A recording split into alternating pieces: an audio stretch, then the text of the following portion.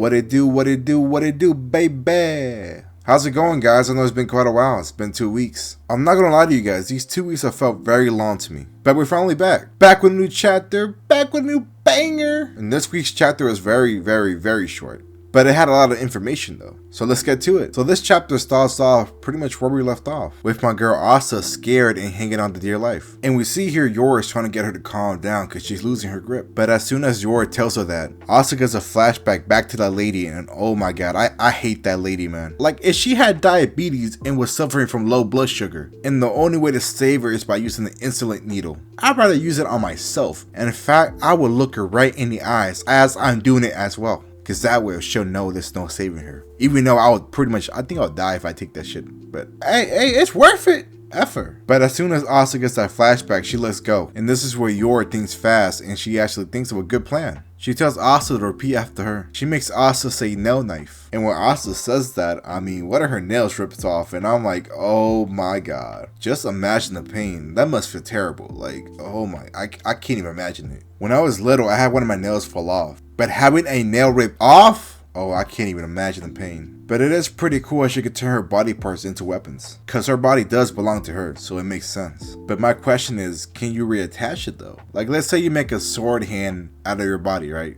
Like, after you're done using that weapon, can you reattach your hand? Or is your hand just gone? It is a good question though.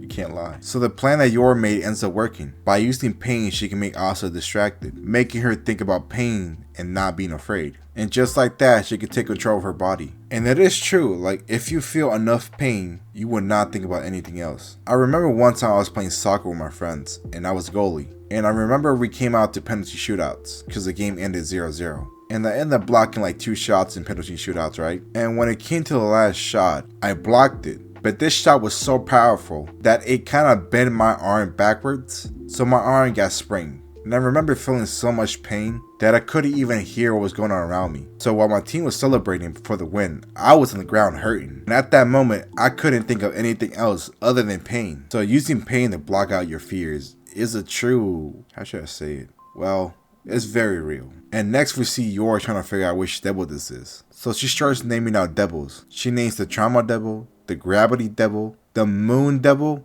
Can you imagine how that devil looks like? The moon devil? Do people really fear the moon that much? The moon cannot be a powerful devil. Who's afraid of the moon? Who's afraid of the moon? Like, dead ass. But Yor's like, nah, it can't be neither of those. It has to be a primary devil. She's like, fallen? I'm like, damn, okay, she's pretty good. She really figured it out. But then again, she's been around for quite a while. But then she starts questioning herself. Why is she here? She thinks it can't be from coincidence. So she thinks it's famine. She thinks she has something to do with it. But we don't know. The only thing that we know for sure is that famine knew which devil was coming. And while Yor is thinking this, she noticed something is wrong. She turns towards Asta and she noticed she's feeling fear again. Memories of her cat start flooding back in. So to stop this, she cuts herself. Because this is the only way she knows right now to keep Asta's fears at bay. At least for now. Yor tells Asta the only thing about pain. Because that's the only thing she needs to think about right now. So what does Asta do?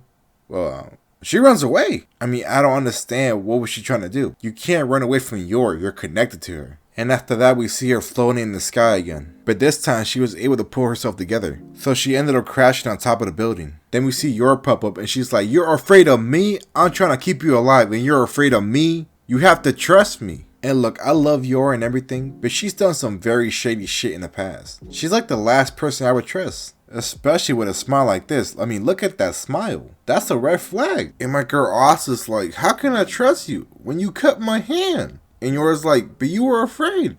But she's like, but you cut my hand. And Yor's like, alright, it must be this devil's powers that are making you feel this type of way. Then Asa's like, if you can truly look into my mind, then you know exactly what I'm afraid of. Then she starts pouring out a lot of things that she was probably holding on for a long time. The fact that she has trust issues and she's lonely. And when it comes down to it, she can never make a proper connection with anybody. Because every time she tries to make a connection with somebody, there's always something in the way. And most of the time, it's not really her fault. These are things she can't control. And at the end, to finish it off, she said that she's afraid of being alone. And also connecting with people at the same time. And honestly, I can kind of relate. I mean, the reason why I don't have a girlfriend is not because I can't get a girlfriend. The reason why I don't have a girlfriend is because I'm afraid, man. I'm afraid to commit to that person. And it's not because I'm not loyal, because I am loyal. The reason why I'm afraid of commitment is because I might get hurt in the long term. Like, what if I meet this person and I find out that this person is not right for me? Or what if I meet that person? Then later on throughout the years I find somebody better. So you see what I mean? And I can really dive deep in the reason why I don't have a girlfriend, but the video would get too long, so I'll save that for another time. In the next panel, we see these devil hunters try to stop this devil. And bro, these guys are always getting murked. These guys are useless. They never put up a fight. Besides the main group in part 1, I have never seen one of the other members put up a fight. And the way they have this dude positioned, that's crazy, man. That is disrespectful. I can tell you right now, whatever they were paying him, it was not enough. Then we see the falling they would push this guy towards a door, and yeah, this guy gets eaten up. What even is that? A worm?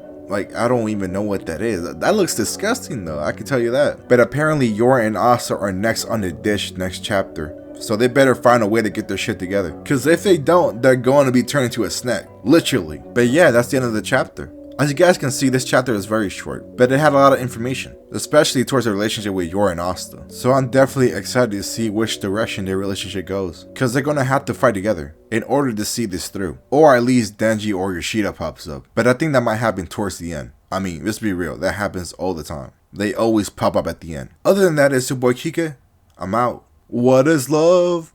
Baby, don't hurt me. Don't hurt me no more.